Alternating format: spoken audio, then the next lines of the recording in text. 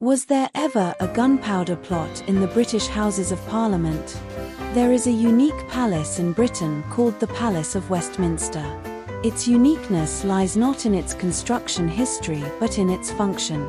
It is more famously known as the Houses of Parliament, serving as the workplace for British MPs, akin to the White House in nature, and it is also open to limited public tours. This solemn building, which has existed for 1,000 years, was nearly destroyed in the early 17th century. At that time, a group of people attempted to blow up the Parliament with gunpowder. They were almost successful, but a crucial mistake at the last moment saved the building from destruction. In the late 16th and early 17th centuries, England was under the rule of the formidable Queen Elizabeth I. She refused to follow the Pope's directives, promoting the English Reformation and heavily suppressing Catholics, leaving them angry and helpless. An English landowner named Robert Catesby was dissatisfied with this situation. In 1603, Queen Elizabeth I passed away, and Catesby felt that the burden on his shoulders had finally lifted. He gathered some like-minded gentry and plotted to eliminate the newly crowned James I.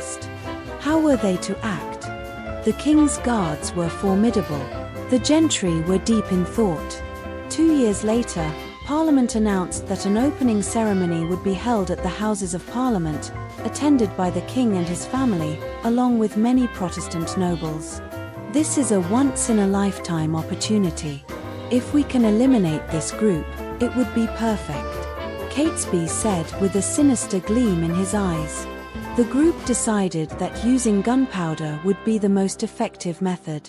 They searched for an explosives expert and found Guy Fawkes.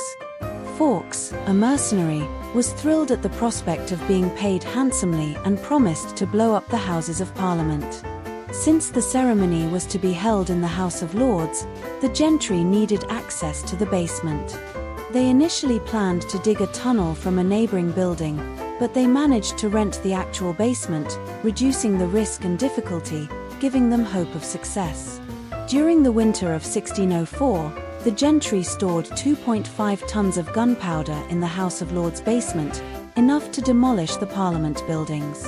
As success seemed imminent, one gentry member had a pang of conscience. Worried that a notable Catholic, Lord Morneagle, would be killed in the blast, he sent an anonymous letter warning him. The next day, the gentry learned of the letter and were alarmed. They checked the basement and found no signs of intrusion, so they relaxed.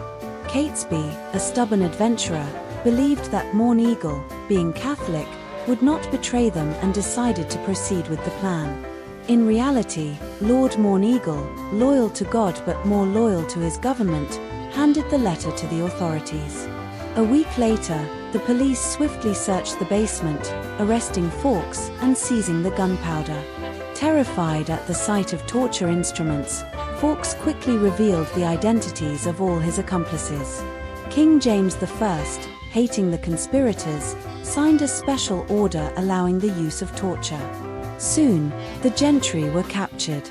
Catesby was killed resisting arrest, and the rest were eventually executed.